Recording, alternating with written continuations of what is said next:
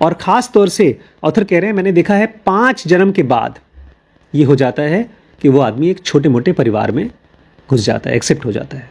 शुरू के 4 जन्म बेचारा यहाँ वहाँ झेलता है, कभी खून किया, कभी मारपीट किया, कभी कुछ किया, बट लड़खड़ाते गिरते पड़ते वो 5वें जन्म में वो थोड़ा शरीफ हो जाता है, उसको एक छोटा परिवार मिल जाता है। फिजिकल बॉडी जब आप आते हैं तो आपने किया क्या है, किसी भी वजह से, किसी भगवान के प्लान से या किसी और वजह से आपके मन में एक धारणा आई है कि मुझे शरीर जीना है। कि देखें कैसा होता है जब एक आदमी हाड़ मांस के साथ जीता है, रूप की ज़िंदगी जीता है, तो ठीक है जाओ जियो, लेकिन मूर्ख राम तुम वहाँ गए हो किस लिए? ताकि तुम जान सको कि ये कितना ख़राब है और तुम्हारा असली आत्मन कितना सही है। इसी को ज्ञान बोलते हैं, और यही चीज़ जो नहीं जानता उसको बेचारे को अज्ञानी बोलते हैं। नमस्कार दोस्तों, स्वागत है आपका इस सीरीज़ में जिसको हम कहते हैं जर्नी ऑफ सोल्स, आत्माओं की यात्रा। बहुत इंटरेस्टिंग केस स्टडी है, बहुत अच्छी बुक है journey of souls. Doctor Michael Newton ने ये लिखा है। इसमें इन्होंने अपने बहुत से लोगों को हिप्नोटाइज़ किया, सम्मोहन किया। और सम्मोहन में एक बड़ी ख़ास चीज़ है, आप किसी को कुछ भी विश्वास दिला सकते हैं। तो उन्होंने अपने कस्टमर्स को, क्लाइंट्स को ये विश्वास दिला दिया कि तुम पास्ट में जा रहे हो, पास्ट में जा रहे हो। तो पास्ट में जाते आते वो लोग बचपन में चले गए, बचपन में जाते जाते ये लोग पिछले जन्म में चले गए। तो इन्हीं की तरह एक और किताब है मैनी लाइफ्स मैनी मास्टर्स। तो उसमें तो अपने कस्टमर्स को, डॉक्टर ब्रायन वीस हैं, वो पास्ट की लाइफ में ले गए, पिछले जन्म में। लेकिन डॉक्टर माइकल न्यूटन अपने क्लाइंट्स को लेकर गए 2 जन्मों के बीच में। अब इसमें जैसे ही ये बात आती है, पहले अगर मैं शायद 6-7 साल पहले इस किताब को पढ़ता तो सीधे उठाकर फेंक देता, ये कह करके बकवास है। लेकिन अब मेरे लिए ये बहुत इम्पॉर्टेंट है, किसी ने अगर इतनी खूबसूरत बकवास लिखी है तो मुझे वो भी पढ़ना है। मान लीजिए अगर कहानी है तो मुझे पढ़ना है। अगर ये केस स्टडीज़ सच हैं तब तो बहुत इम्पॉर्टेंट है, और अगर झूठ है तो भी मुझे पढ़ना है। क्योंकि मेरे लिए अब कोई भी इंसान पास्ट लाइफ के बारे में कुछ बताता है तो उसका बेसिस क्या है, उसका आधार क्या है, किस भरोसे पर एक आदमी का ज़िंदगी अच्छी या बीमार या गरीब या दुख, ऐसे अलग अलग चीज़ों की जो हमारी ज़िंदगी मिलती है हर लाइफ में, उसका आधार क्या है, वो मुझे जानना है। अच्छा, लेकिन ये किताब तो बहुत ही स्पेशल है, क्योंकि अभी तक हम लोगों ने जितनी भी स्क्रिप्चर्स पढ़ी हैं उसमें केवल स्वर्ग और नर्क की कल्पना है कि मरने के बाद लोग, ख़राब लोग चले जाते हैं नर्क में, अच्छे लोग मज़े करते हैं स्वर्ग में। लेकिन ये कॉन्सेप्ट एकदम अलग है। ये क्रिश्चियन का कॉन्सेप्ट भी नहीं है कि ईसा मसीह के तुम किंगडम में चले जाओगे, ऐसा भी नहीं है। ये अलग ही कॉन्सेप्ट है। तो चाहे आपको इस पर भरोसा हो चाहे ना हो, मेरे हिसाब से आपको इसको सुनना चाहिए, पढ़ना चाहिए। अगर ये झूठ है तो आपके कुछ दिनों बाद ये एक ऐसी ही छोटी मोटी कहानी की तरह भूल जाएगी, और अगर ये सच है तो जिस समय इसकी ज़रूरत होगी आपको याद आ जाएगा। ये मुझे लगता है इसलिए भगवान ने मुझसे ये बुक कंप्लीट करवाई है। तो इसमें अभी हम लोग जो पढ़ रहे हैं उसका नाम है बिगिनर सोल। जो आत्माएं इस धरती में पहली बार आती हैं, शरीर धारण करती हैं, फिर मरती हैं, फिर पैदा होती हैं, ऐसे करके जो एकदम शुरुआती आत्माएं होती हैं, उनके बारे में ये कहानी है। एक बहुत अच्छी खबर है भाई, मरने के बाद जो हमारा मॉलिक्यूलर वर्ल्ड होता है, स्पिरिट वर्ल्ड होता है, उसमें 2 चीज़ें होती हैं, coherence and supportive harmony. Coherence मतलब वहाँ पर यहाँ से कम लड़ाई झगड़ा होता है, वहाँ पर यहाँ से ज़्यादा सपोर्ट होता है, वहाँ पर यहाँ से कम वैमनस्य, दुश्मनी वगैरह होती है। और धरती का करिकुलम थोड़ा सा स्ट्रिक्ट है। ऐसे मान के चलिए जैसे कि एक आदमी मिलिट्री में रहता है। अगर आप मिलिट्री में रहेंगे ना, कभी आपकी नौकरी लग गई तो सुबह 4 बजे उठा दिया जाता है, 5 बजे तक आपको मैदान में रहना होता है, और फिर दौड़ लगानी पड़ती है।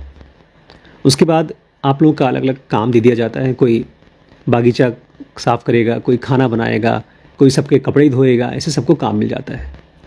और करते करते बेचारे रात तक एकदम थक चूर करके जाके सो जाते हैं। एक बार मैं अपने घर से भाग गया था, तो मेरा एक चाचा का लड़का है विजय शुक्ला, तो वो आर्मी में रहता था, तो मैं उसी के पास चला गया चेन्नई में। भाई साहब बड़ी मुश्किल ज़िंदगी है उनकी। सुबह सुबह उछरा उठ करके एक्सरसाइज करना, बंदूक लेकर के ऊपर दौड़ना होता था। तो ऐसी ही आपकी ज़िंदगी धरती पे है। धरती एक तरह से आपका स्कूल है। फिजिकल बॉडी जब आप आते हैं तो आपने किया क्या है, किसी भी वजह से, किसी भगवान के प्लान से या किसी और वजह से आपके मन में एक धारणा आई है कि मुझे शरीर जीना है। कि देखें कैसा होता है जब एक आदमी हाड़ मांस के साथ जीता है, रूप की ज़िंदगी जीता है, तो ठीक है जाओ जियो। लेकिन मूर्ख राम, तुम वहाँ गए हो किस लिए? ताकि तुम जान सको कि ये कितना ख़राब है और तुम्हारा असली आत्मन कितना सही है। इसी को ज्ञान बोलते हैं। और यही चीज़ जो नहीं जानता उसको बेचारे को अज्ञानी बोलते हैं। हम पैदा ही इसलिए हुए हैं ताकि हम अपनी आत्मा को जान सकें। सुनने में बड़ा उल्टा लगेगा। कल जैसे हम रमन महर्षि की बात सुन रहे थे ना, वो बोल रहे थे कि आदमी सोता क्यों है? जगने के लिए। जगता क्यों है? जगने से भी जगने के लिए। 3 स्टेट पढ़ी थी हम लोगों ने कल। एक जागृति, मतलब ये जिसमें हम जगे हुए हैं। एक सुषुप्ति, इसमें गहरी नींद में होते हैं, कोई सपना अपना नहीं आता। और तीसरा स्वप्न।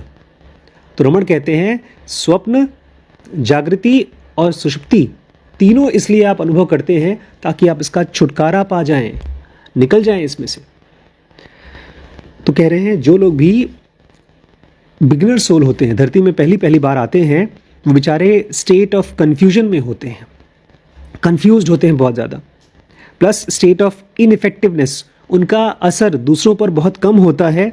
और बेचारे धरती के करिकुलम, धरती की स्ट्रिक्टनेस से, यहाँ पर बीमारी है, दुश्मनी है, एक जानवर दूसरे जानवर को खा जाता है, लूटमार हो जाता है, ऐसे नियम बनाए गए हैं। जैसे मिलिट्री में नियम होते हैं, ऐसे धरती पे नियम बनाए गए हैं। ये सब उसको झेलना पड़ता है। जबकि उस दुनिया में जब मर जाता है तो वहाँ पर कोहेरेंस और सपोर्टिव हार्मनी होती है, वहाँ ज़्यादा अच्छी कंडीशन है। अब चूंकि आप बहुत समझदार नहीं हैं, आपके पास इस फिजिक्स, जितनी बार भी हम धरती पर आते हैं ना, जितनी बार भी हम धरती पर आते हैं, जो कुछ भी झेलते हैं उसका सब का एक मेमोरी बनता है, एक याददाश्त बनती है। और उस याददाश्त में से भी एक निचोड़ बनता है। जो अच्छे अच्छे अनुभव हैं उसको भूल जाता है हमारा मन, क्योंकि उससे अच्छी हमारी ज़िंदगी है बिना शरीर की, इसलिए अच्छी चीज़ों को भूल जाता है। जो सबसे ख़राब चीज़ें होती हैं वो याद रहती हैं। किसी ने हमारे साथ कुछ ख़राब किया हो या हमने किसी के साथ कुछ ख़राब किया हो, वो स्टोर हो जाती है हमारी कारण शरीर में, कारण शरीर में। लेकिन जो बेचारा नया नया आदमी आया है, अभी उसके पास ज़्यादा ठोकर नहीं लगी है। ये ऐसे ही मान के चले जैसे कोई आदमी एकदम नया नया अंधा हुआ है, अभी नया नया अंधा है। उसके पहले वो जब चलता फिरता था तो सब कुछ आंखें सहारा देती थी देखने के लिए, अब अंधा हो गया तो हर मोड़ पे ठोकर लग रही है। धीमे धीमे उसको आदत पड़ेगी डंडी से चलने का। तो जब वो धरती पे आता है नया नया अंधा हुआ है, क्योंकि उसके पहले तो आत्मा था। वो आत्मा को तो किसी आँख की ज़रूरत नहीं होती, किसी कान की ज़रूरत नहीं होती, किसी कर्म की ज़रूरत नहीं होती, कुछ खाने पीने की ज़रूरत नहीं, किसी रिश्ते की ज़रूरत नहीं। अब वो धरती पर आया है, उसकी पूरी आत्माओं की शक्ति गायब हो गई। अब वो बेचारा ठोकर खा खा के सीख रहा है। इसलिए कह रहे हैं जो भी इंसान यहाँ पर नया नया आता है वो बहुत डेवलप नहीं होता और शरीर के वासनाओं के प्रति वो सरेंडर कर देता है। मतलब जो चीज़ उसको देखने में अच्छी लगती है वो पाने की कोशिश करता है, इर्रिस्पेक्टिव, इससे फ़र्क नहीं पड़ता है कि उसको लेना चाहिए कि नहीं लेना चाहिए। इसलिए उसके मन में चोरी का भाव आता है, धोखे का भाव आता है। और एक और बहुत बड़ी बीमारी होती है इन लोगों को, ये लोग सेल्फ सेंटर्ड हो जाते हैं, स्वार्थी, जो केवल स्व का अर्थ मानते हैं। जो चीज़ मेरे फ़ायदे की है वो चीज़ मैं करूँगा। और ये लोग दूसरों को माफ़ नहीं कर पाते। आपने, किसी ने आपके साथ कुछ गलत कर दिया, ये देख नहीं पाते हैं गहरे से कि वो बेचारा अपनी मर्ज़ी से नहीं कर रहा है, इसलिए लोगों को माफ़ नहीं कर पाते।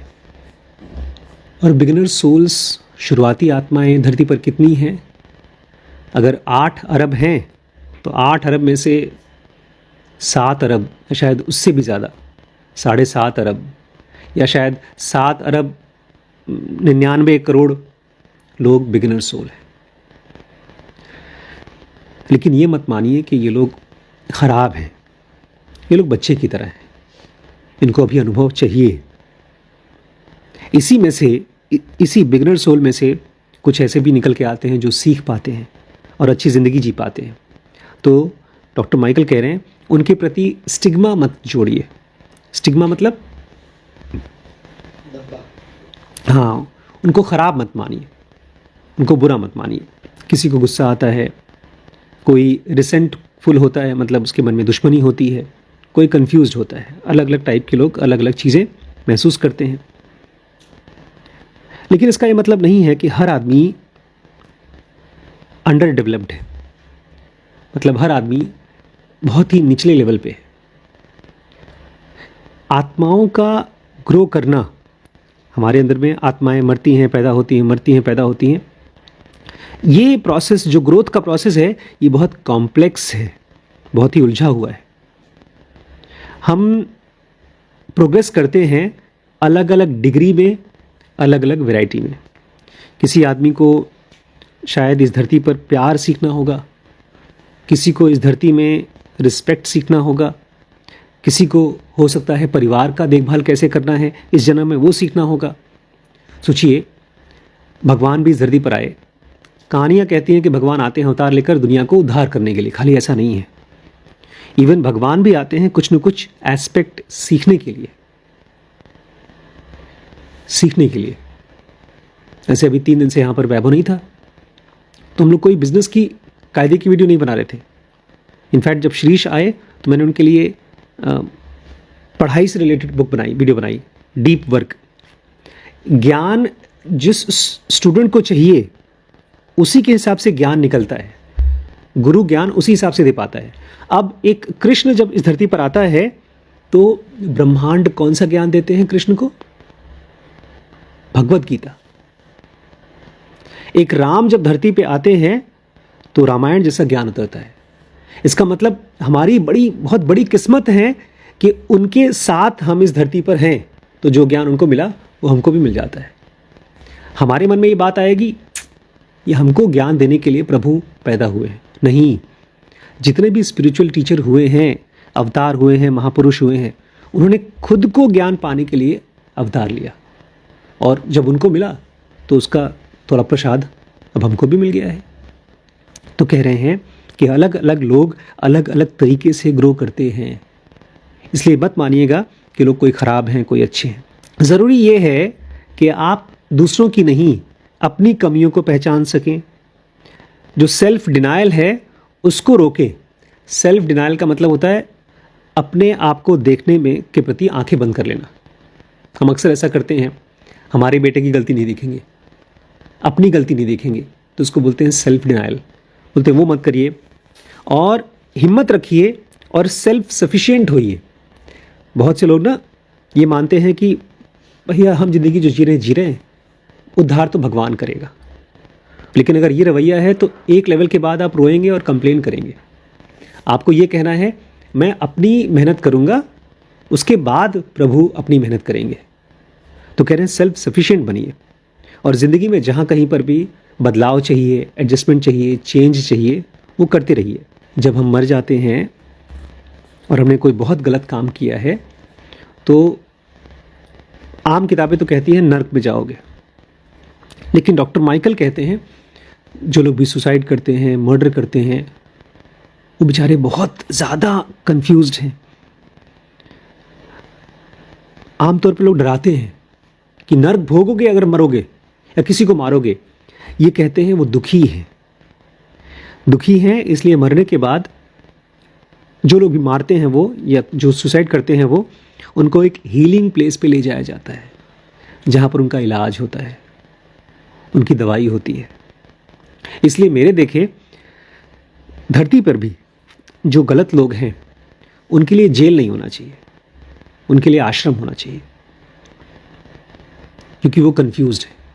और मेरे देखे जितने भी लोग गलत करते हैं वो क्रोध की वजह से करते हैं, उनके साथ गलत हुआ, उनको लगता है दुनिया गलत है और फिर वही गलती बाहर फेंकते हैं। जैसे ये बच्चा जो आज आपने फ़ोन की बात सुनाई, उसने उस बच्ची को डांटा, उस बच्ची ने वापस उस बच्चे को डांटा, तो ये एक ज़ेनोगा के हिसाब से नेगेटिव रिजल्टेंट इंटेंसिटी से मैच हुई। मतलब एक तरफ आपने गर्मी दिखाई तो मैंने गर्मी दिखाई। मैं आपको एक रूल बताता हूँ। आप दोनों यहाँ पर बैठे हैं, दोनों लोग धीमे धीमे डुओलिंगो सीखेंगे, थोड़ी थोड़ी अंग्रेज़ी आ जाएगी। मैनेजमेंट कैसे आएगा, कैसे आप दोस्तों अपने लोगों को मैनेज करेंगे जो आपकी बातें नहीं सुनते? उसका एक बड़ा सिंपल रूल है। सबसे पहले तो उसको ध्यान से सुने, उसकी बात को ध्यान से सुने। आज मैंने उसकी बात को ध्यान से सुना। उसने कहा मेरे डॉक्टर ने अगर ये टेस्ट लिखा है, टाइफॉइड कार्ड लिखा है, तो तुमने विडाल कार्ड लिखा है, तो तुमने कार्ड का टेस्ट करते और नहीं समझ में आया तो मुझसे पूछते। इन बच्चियों ने क्या किया, उसकी गलती निकाल करके अपनी गलती बता दी कि नहीं है। तो ये चीज़ है सेल्फ डिनायल। एक समझदार आदमी, आपके सामने कितना भी बदतमीज आदमी है, उसकी बात को पहले सुने। तो जैसे आप एक मरीज की बात को सुनेंगे कि भाई तुम बताओ कहाँ दर्द हो रहा है, कब से दर्द हो रहा है, ऐसे ही एक क्रोधित आदमी की बात को सुने तो। और जैसे आप सुनेंगे ध्यान से, उसका आधा क्रोध खत्म हो जाएगा। वो चिल्ला ही इसलिए रहा है, वो क्रोध ही इसलिए कर रहा है क्योंकि कोई उसको सुनता नहीं था। एक चीज, दूसरी बड़ी इंपॉर्टेंट चीज है, मैंने इसको बहुत जगहों पर देखा है, आपने भी देखा होगा। जो लोग भी लड़ाई झगड़ा करते हैं, अक्सर उनको कोई इज्जत नहीं करता, इसलिए वो पावर का इस्तेमाल करते हैं इज्जत के लिए। अगर तुम इज्जत नहीं तो करोगे मुझसे तो डरो, इसलिए उनको इज्जत दे दीजिए। आमतौर पे क्रोधी आदमी की बेइज्जती होती है, तो अपने पावर को यहां वहां दिखाता रहता है। आपको मैंने कहानी बताई होगी, बड़ी बड़ी प्यारी कहानी थी। एक ज़ेन मॉन्क की कहानी थी। बस में जा रहा था, शीश को याद है। उसी बस में एक शराबी घुसा, चीख रहा था, चिल्ला रहा था, ए तोड़ देंगे, फोड़ देंगे, ये कर देंगे, वो कर देंगे। तो जो ऑथर था, राइटर, बोलता है बहुत ज़ोर से गुस्सा आया, मुझे लगा इस आदमी को पीट दूँ, पब्लिक बैठी है शराफत से और यहाँ पर ये बदतमीज़ी दिखा रहा है। तो बोलता है मैं उठा उसको दिखाने के लिए अपना कराटे, तो मेरे आगे एक मॉन्क बैठा हुआ था, साधु। वो मुझसे पहले खड़ा हो गया और उसको बोलता अरे मेरे दोस्त कहाँ थे। तो वो बेचारा कन्फ्यूज्ड, उससे हाथ वाथ मिलाया, गले वले मिला, अपने बगल में बिठाया, उससे बात करने लगा। ये बोलता है यार हम तो उसको मार करके चुप कराने वाले थे और इसने तो अलग तरीके से चुप करा दिया, दोस्त बोल करके। ऐसी कहानी हमने आपको पहले बताई है। वो जो चोर ज़ेन मॉन्क के घर में चोरी करने गया था, याद है? ये चोरी कर लिया। तो जब राजा ने उसको बुलाया ज़ेन मॉन्क को कि तुम्हारे घर में चोरी किया, उसने कहा नहीं चोरी नहीं किया, इसको तो कुछ हेल्प चाहिए था, मैंने हेल्प किया। तो चोर औरों के घर में चोरी किया था तो जेल जाना पड़ा, लेकिन जेल से छूटने के बाद सीधे यहाँ पर आया। ये खाली कहानी नहीं है, ये बहुत गहरे लेवल पे ये बता रहा है कि आपके आसपास में जो लोग भी हैं वो बेचारे नोवाइस सोल्स हैं, नौसिखिए हैं, अभी उनको दुनिया के नियम कानून समझ में नहीं आ रहे हैं। इसलिए जब आपने मुझसे कहा ना कि आपके मैनेजर साहब खुद परेशान हो गए, इसका मतलब उनको भी समझ में नहीं आ रहा है, क्योंकि उस कंडीशन में उनको भी गुस्सा आ रहा है। आपके सामने अगर कोई गुस्सा करे तो आपको गौतम बुद्ध की तरह, जैसे गौतम बुद्ध ने अंगुलीमाल को देखा तो अंगुलीमाल चिल्लाया कि खड़े हो जाओ नहीं तो मार डालूंगा तुम्हें। तो गौतम बुद्ध खड़े हो गए, फिर बोले रुक जाओ।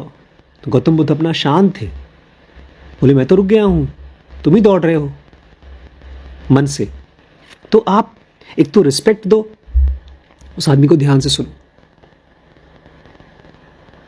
दो चीज करेंगे तो आप उस नोवाइस सोल को, नौसिखिए सोल को अचानक से हीलिंग देना शुरू कर दोगे, और जो मरने के बाद उसकी हीलिंग होने वाली थी वो पहले से होना शुरू हो जाएगी। मेरे देखे हर एक कोर्ट में, हर एक जेल में ज़िंदगी काउंसलर्स होने चाहिए। चाहे कितना भी बड़ा से बड़ा खूनी हो, कैदी हो, उसको सुनने वाला कोई होना चाहिए, उसकी दुख सुनने वाला कोई होना चाहिए, उसकी परेशानी सुनने वाला कोई होना चाहिए। वो हील हो जाएगा अंदर से, वो शांत हो जाएगा। कह रहे हैं कोई आदमी अगर नोवाइस सोल है, नौसिखिया है और अब बड़ा हो रहा है, तो कैसे मालूम पड़ेगा? अब वो मरने के बाद उसको अलग थलग नहीं रखा जाएगा हीलिंग प्रोसेस में। पहले जो गलत करते हैं मर्डरर्स और रेपर्स और सुसाइडल्स हैं, वो भेज दिए जाते हैं एक अलग थलग जगह पर जहाँ पर उनकी हीलिंग होती रहती है। लेकिन जैसे जैसे आप समझदार होते जाते हैं, आपको एक बड़े ग्रुप के साथ में रखा जाता है। और अब वो इतने समझदार हो चुके हैं कि उनको कोई स्पेशल सुपरविजन की ज़रूरत नहीं है, क्योंकि अब उनकी आईसीयू हालत नहीं है। आईसीयू में ऐसा होता है कि एक नर्स 24 घंटे वहाँ पर बैठी रहती है, उसका हार्ट बीट देख रही है, ब्लड प्रेशर देख रही है, पेशाब देख रही है, दवाई दी गई। ऐसी हालत होती है बेचारे जो बहुत ही ख़राब टाइप के लोग होते हैं, खूनी वगैरह वगैरह। लेकिन जो थोड़े हील हो चुके होते हैं, उनको अब कोई स्पेशल सुपरविजन नहीं चाहिए होता, अब उनको कोई स्पेशल नर्चरिंग नहीं चाहिए होता। अब वो ग्रुप में चले जाते हैं।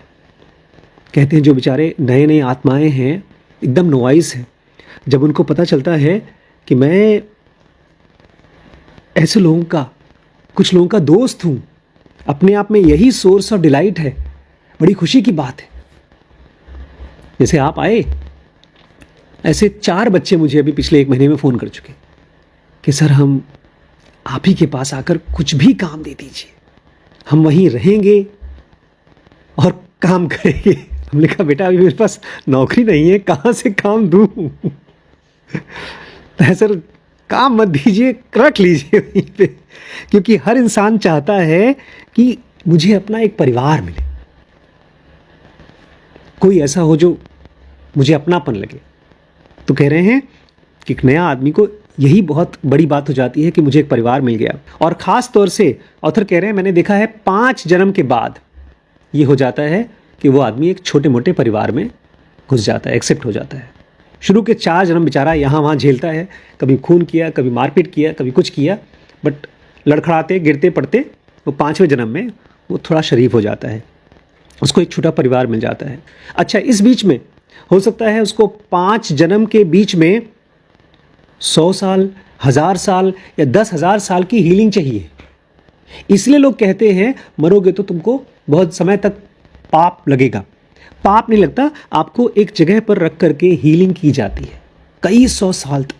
बोलते हैं इससे कोई फ़र्क नहीं पड़ता, हीलिंग होने के बाद फिर पैदा होते हैं, अक्सर 4-5 जन्म के बाद ऐसा हो जाता है। और जब ये लोग फिर से पैदा होते हैं, जो इस परिवार में पैदा होते हैं, ये कोई और नहीं होता, ये उन्हीं के रिश्तेदार होते हैं, उन्हीं के भाई बंधु जो उनके साथ थे, वही लोग अब एक ग्रुप बन के घूमते रहते हैं। अब आज का लास्ट लाइन, ये किसके परिवार बनते हैं, ये किस ग्रुप में जाते हैं?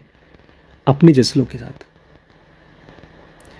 हर आदमी जब धरती पर आता है एकदम पहली बार वो कंफ्यूज परेशान होता है, सब अकेले अकेले होते हैं। फिर 4-5 जन्म में उनको मालूम पड़ता है अच्छाई ज़्यादा अच्छी होती है, वो ज़्यादा फ़ायदेमंद होती है। इसलिए मेरी आप लोगों को सलाह ये है, एज ज़ेनोगीज़, मैंने इसलिए आज ये कपड़ा बनवाया देखिए ज़ेनोगीज़, आप लोगों के लिए मैं टी-शर्ट मंगवा रहा हूँ, सब स्टाफ के लिए, जो जो ज़ेनोगी चाहेगा वो, या जो आदमी रिम्पी स्कैन का टी-शर्ट चाहेगा उसके लिए रिम्पी स्कैन बनवाऊँगा। लेकिन एक ज़ेनोगी है कौन? जो दूसरों को हील करता है, सुनता है, खुद बहुत पेशेंट होता है, धीरज से भरा होता है, जल्दी परेशान नहीं होता। एक बहुत प्यारी कहानी थी जिसमें बुद्ध के एक शिष्य थे, बुद्ध के साथ बहुत साल रहे और बहुत जल्दी उनकी बहुत गहरा ध्यान लगना शुरू हो गया।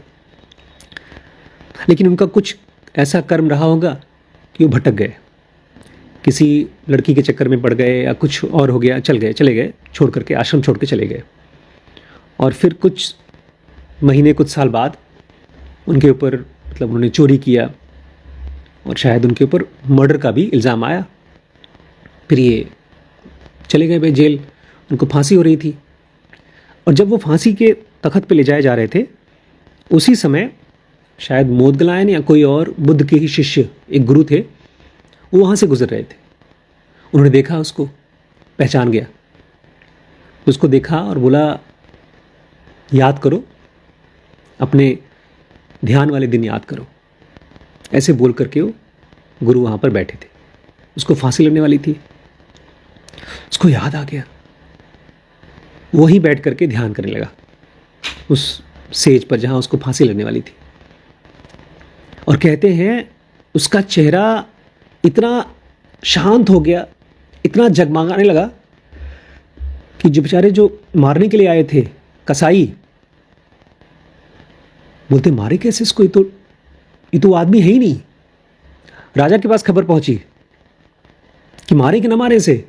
राजा आ गए देखने के लिए कि क्या बात हो रही है, तो देखा तो एकदम शांत भिक्षु साधु बन के बैठा हुआ आदमी। तो गुरु जी को बुलाया उन्होंने, आपने बोला क्या इसको, कौन सा मंत्र बता दिया कि ये अभी 10 मिनट पहले तो कांप रहा था कि मुझे माफ़ करो, मुझे छोड़ दो, मैं मरना नहीं चाहता हूँ, ऐसी हालत थी, और अब ये बोल रहा है कोई बात नहीं, शरीर तो मर रहा है, मैं शरीर थोड़ी हूँ। ऐसे करते करते ध्यान में चला गया। हमारे ब्रेन में धीरज चाहे हम 5 मिनट के लिए करें चाहे 5 दिन के लिए, वो ब्रेन का वो सेल्स डेवलप करता है जिसको ध्यान हो पाता है। धीरज मतलब कि इस दुनिया की छोटी और बड़ी चीज़ें मुझे डिस्टर्ब नहीं करेंगी, क्योंकि मुझे इस दुनिया की परवाह नहीं है, मुझे इस दुनिया से बहुत लेना देना नहीं है, और साथ ही साथ वो दुखी भी नहीं होता। तो इस तरह से लोग 5वें जन्म में अपने परिवार को पाना शुरू करते हैं। आप लोगों को क्या लगता है, आप लोगों का कौन सा जन्म है? 5वां? नहीं, तुम बहुत एडवांस हो, लो आप बहुत आगे हो। तुम जीवन के लिए सोचे तो मिलना होगा। अरे इसी जन्म में हम लोग मुक्ति पा जाएंगे। श्रीश, तुम कौन से जन्म में हो? मुझे तो लगता है मैं पहली जन्म में ही हूँ। दोस्तों, आप लोगों को क्या लगता है आपका कौन सा जन्म है? खैर, आप लोग मुझे बताइए, आप पुनर्जन्म पे विश्वास करते हैं, नहीं करते हैं? और अगर नहीं करते हैं तो क्यों नहीं करते हैं, उसका क्या लॉजिक है? और अगर करते हैं तो उसका क्या आधार है, मुझे बताइएगा। ये सभी अलग अलग कोर्सेज़ के रूप में हम dkbrains.com पे आपके साथ शेयर करते हैं, तो उसको चेकआउट करिएगा dkbrains.com। और अगर आप मेरे साथ पर्सनली सीखना चाहते हैं तो ज़रूर पर्सनल एक 1-to-1 सेशन मैंने चालू किया है, इसमें मैं आप लोगों को ट्रेन करूँगा, 100 ज़ेनोगीज़ को ट्रेन करूँगा। तो अगर आप इंटरेस्टेड हैं तो इस नंबर पे कांटेक्ट करिए। ठीक है।